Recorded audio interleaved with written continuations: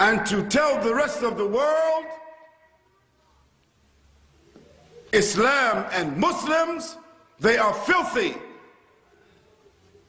they are devils, they are dirty, they are heathens, they want to kill you, they want to dominate the world, they are like vermin, they are like rats, and we have to be careful of them so that when they destroy the Muslim lands and enter the Muslim lands and rob and pillage the Muslims and rape the non-Muslims in those lands, they won't say anything, because they will say they are just rats and they are just vermin and they are just terrorists and they are fanatics and we have to control them in some way. That's what they do it for. But the issue is, we Muslims, we are right in their faces. We are working with them. We are going to school with them. We are living with them. Our children are being taught by them. And we are eating with them and smiling with them and enjoying their civilization and asking them for asylum and safety. And we are changing our names and bowing our heads as if to say, you are right about what you say about us. But so long as you don't bother me and allow me to become strong and enjoy your society, it's okay. Because silence is consent. If a man came to ask you for your daughter in marriage, if you didn't like him and he was inappropriate for your daughter, but he asked for her hand in marriage and she was present and you said nothing and she said nothing, it means you have accepted. And so the Muslims who say nothing, they have accepted the condition by silence, and by silence they have become in complicity. That means you have been added to the list of people who support what they say by your silence. Now, to do other than silence doesn't mean we have the right to act as criminals. We don't ever have the right to act as criminals. We don't have the right to violate the law. We don't have the right to act in a way in which the Prophet ﷺ did not act. We don't have the right to curse them. We don't have the right to publicly disrespect them. We don't have the right to bomb or to rob or to steal or to disobey the civil laws. We don't have the right to do that, because the Prophet ﷺ didn't give the companions who went to Habash, he didn't give them that right. Even though that king, he was a Christian, he was a mushrik, he didn't give them the right to disobey him civilly. He didn't give the right to Muslims to disrespect him. So I am not suggesting in any way that Muslims living as minorities have the right to publicly disrespect, disobey the civil law, not to act as citizens. We must. But we have to use our individual right, our individual resources, our individual vote, our individual support and dignity, and our collective person to say, no, we don't support that policy. No, what you're saying is a lie. No.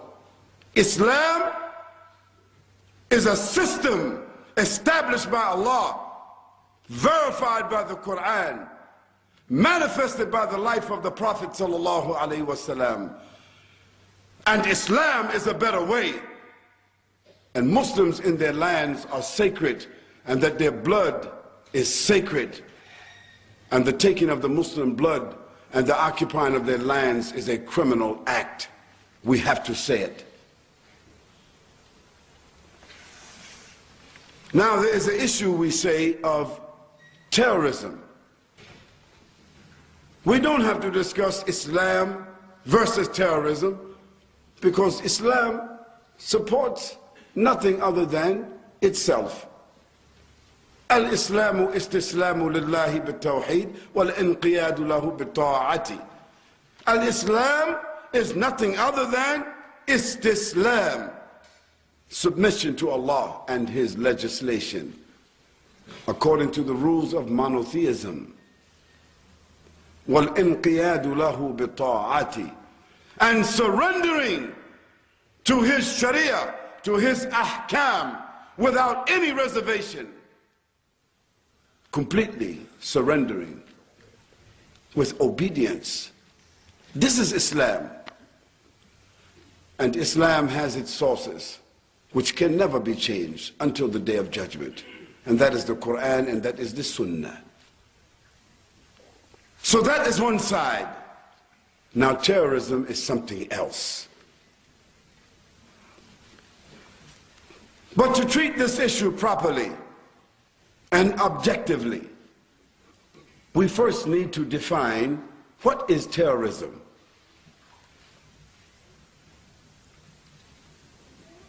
No one can make their own definition of terrorism, because the definition doesn't change from day to day and time to time and place to place. An apple is an apple in China, and it does not become an orange in America. And a president of the United States, or a president of Europe state, or president of Australia, or president of any country doesn't change the name of terrorism or the meaning of it because of his idea. It is a definition, and according to the language, it has to remain a definition.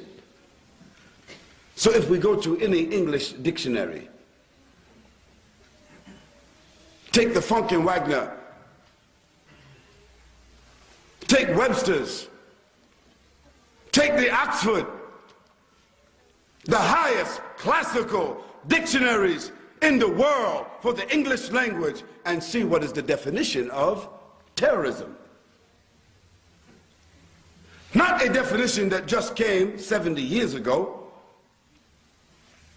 Not the definition which just came 50 years ago or 20 years ago. Not the definition that the Americans give, or that the British give, or the Australians give, or the French give, or the Germans give. Not a special definition. No, let's go back to the definition which the Oxford, the Webster, the Funk and Wagner dictionary has given for the last 200 years.